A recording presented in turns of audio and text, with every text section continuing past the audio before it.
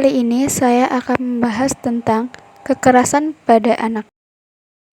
Setiap anak berhak atas keberlangsungan hidupnya, tumbuh dan berkembang, serta berhak atas perlindungan dari kekerasan dan diskriminasi. Bagaimana yang telah disematkan dalam Undang-Undang Dasar 1945.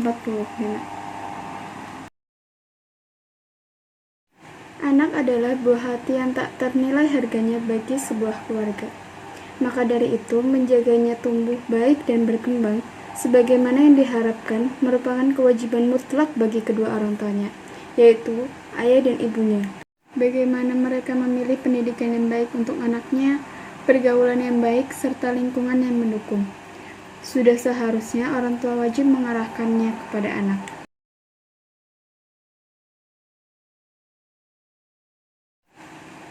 Jawaban dari pertanyaan tersebut sangatlah beragam, tergantung pada situasi dan kondisi di dalam rumah tangga. Orang tua akan tega melakukan kekerasan karena tingkat ekonomi keluarga yang rendah, sehingga mereka melampiaskannya kepada anak. Selain itu, ketidaktahuan orang tua terhadap pola asuh anak dengan cara yang baik dan benar juga menjadi penyebabnya.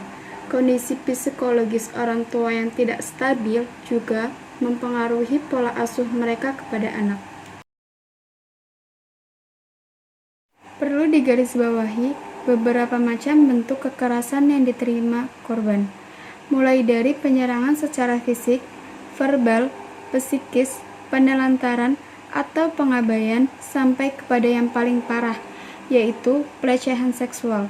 Banyak orang tua yang beranggapan bahwa mencubit dan berteriak adalah cara terbaik untuk mendidik anak agar menjadi lebih disiplin dan penurut. Sebenarnya, pola pengasuhan seperti itu termasuk ke dalam bentuk kekerasan secara fisik dan verbal.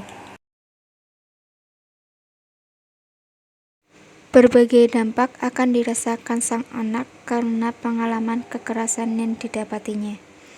Jika anak mengalami kekerasan fisik, maka ia akan mendapatkan kesakitan di bagian tubuhnya yang disiksa, dan terdapat luka-luka di bagian tubuhnya, seperti luka fisik berupa luka terbuka maupun luka lebam pada tubuhnya, serta akan memunculkan rasa trauma. Begitu juga dengan penelantaran dan pengabaian pada anak yang menyebabkan anak akan menderita secara fisik karena kekurangan gizi. Selain dampak fisik, anak juga mendapatkan gangguan psikologis dari berbagai macam bentuk kekerasan. Perbuatan pelaku yang membentak dan bertindak kasar dapat beresiko membuat korban melakukan hal yang sama terhadap teman sebayanya di lingkungannya. Korban juga rentan berperilaku menyimpang, mudah tersinggung atau kecewa, melampiaskan kekerasan pada objek-objek yang tidak berhubungan. Dampak psikologis ini juga dapat berupa ketidakstabilan emosional dan mental anak, sampai dengan perkembangan kepribadian anak yang terganggu. 1. Komunikasi rutin dengan anak minimal 10-15 menit per hari.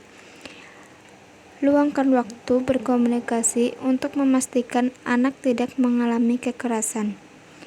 Komunikasi rutin ini bertujuan agar orang tua dan anak mengalami percakapan yang hangat, berisi canda dan tawa. Untuk itu, orang tua perlu mengetahui apa yang sedang digandrungi oleh anaknya. 2. Evaluasi pengasuhan. Apakah mengandung kekerasan? Coba cek kembali apakah pengasuhan di rumah selama ini mengandung kekerasan. Contohnya yakni anak diberi hubungan fisik atau korban kekerasan orang tua karena anak melakukan kesalahan. Ketiga, evaluasi apa yang dilihat oleh anak. Apa yang disaksikan anak di rumah dapat berupa pertengkaran orang tua dan kekerasan di rumah, baik dari anggota keluarga, tontonan TV, dan games.